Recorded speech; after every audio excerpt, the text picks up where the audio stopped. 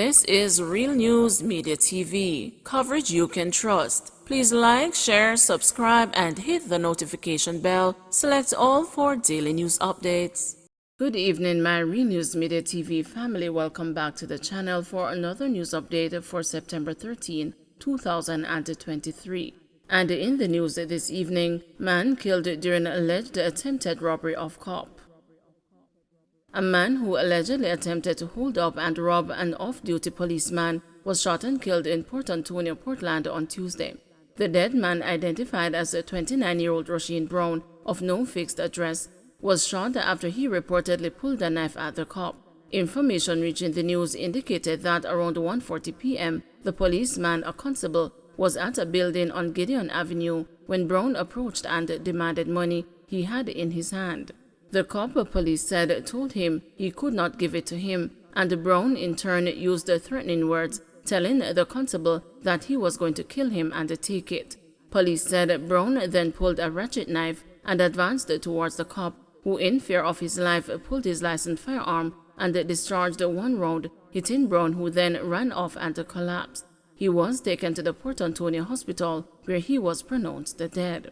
The Independent Commission of Investigations has launched a probe into the incident. Man reportedly killed by cops in BGW Gorge. The BGW Gorge in St. Catherine is now closed after a man was reportedly shot and killed during a confrontation with the police on Wednesday. Reports are that the incident occurred sometime after 1 in the afternoon. More details to come. Farmer fatally shot while tending goats in Clarendon.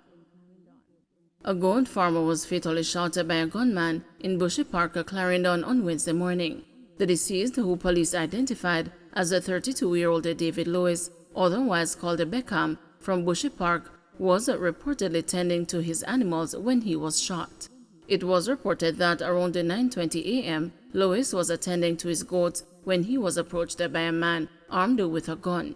The man shot him multiple times and escaped on foot. Lewis was rushed to the Mapen Hospital, where he underwent treatment for gunshot wounds to his upper body.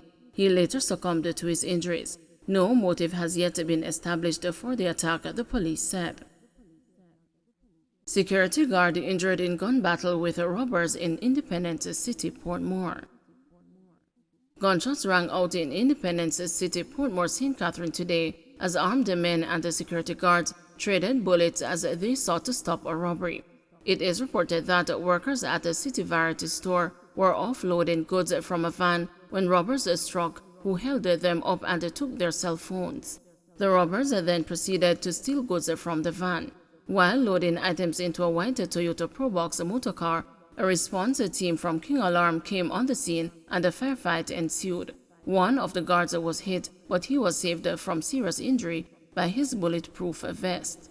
He later sought medical treatment. The robbers fled the scene in the Probox. This afternoon, the Portmore police informed that an operation was on in the corporate area to locate the stolen items and the robbers.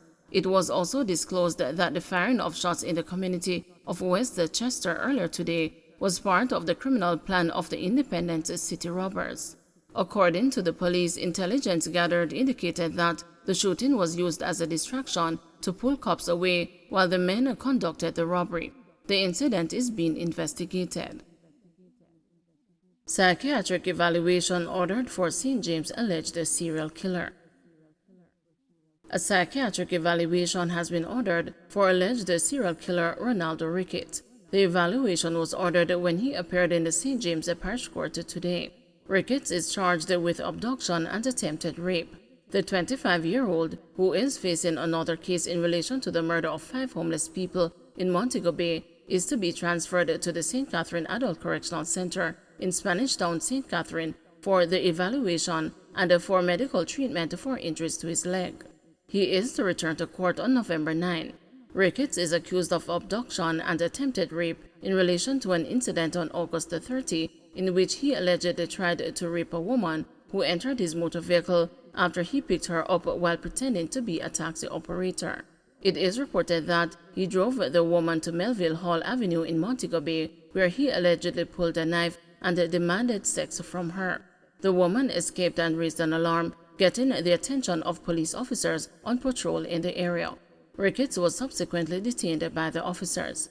It is further reported that while in custody in relation to the incident, Ricketts allegedly confessed to killing 5 homeless people, which took place in sections of the western city between July 28 and August 20 this year. He has so far been charged for 4 of the deaths and is to appear in court on September 20 to answer to those charges. Woman charged with Daniel Rose murder remanded. Coyote Seychelles, the woman charged with killing 80-year-old Daniel Rowe, made her first court appearance in the Kingston and the St. Andrew Parish Court today. She was remanded until October 4. At this time, her attorney, Donovan Collins, is expected to make a bail application. Ms. Seychelles was ordered to give her fingerprints to police investigators. The clerk of court disclosed that the case file is incomplete. Meanwhile, the court was told that she may have previous convictions. 80-year-old Daniel Rowe was taken from Breton Primary School in Portmore, St. Catherine on June 8. She was found later that day along Roosevelt Avenue in St. Andrew with her throat slashed. Daniel died at Bustamante Hospital for Children 2 days later. Soldier held with more than $40,000 appears in court. A member of the Jamaica Defense Force who was arrested for having more than $40,000 in his possession at the Sangsar International Airport in Montego Bay made his first appearance in the St. James Parish Court on Wednesday. The defendant, Dwayne Forbes, is charged with concealing criminal property, bringing in criminal property into Jamaica, possession of criminal property, and transporting cash exceeding $10,000. He is represented by attorney at law Michael Hemmings. Allegations are that on August 8, Forbes arrived on an incoming flight to Jamaica at the SIA and was checked by security personnel.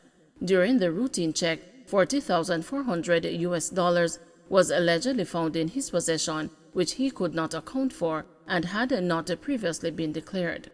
It is further alleged that during subsequent interrogation, Forbes stated that he had made an arrangement to collect the money and deliver it to an unidentified person in exchange for a percentage of the funds. He was subsequently arrested and charged with breaches of the Proceeds of Crime Act. During Wednesday's hearing, Hemmings informed the court that he had documents to prove that his client had declared the money. The attorney also stated that he was in possession of the relevant documents relating to the case and would need some time to review them. Presiding Judge Sasha Marie Smith Ashley then set the matter for mention on October 3 and extended Forbes' bail. Don't forget to like, share, subscribe, and hit the notification bell. Select all for daily news updates.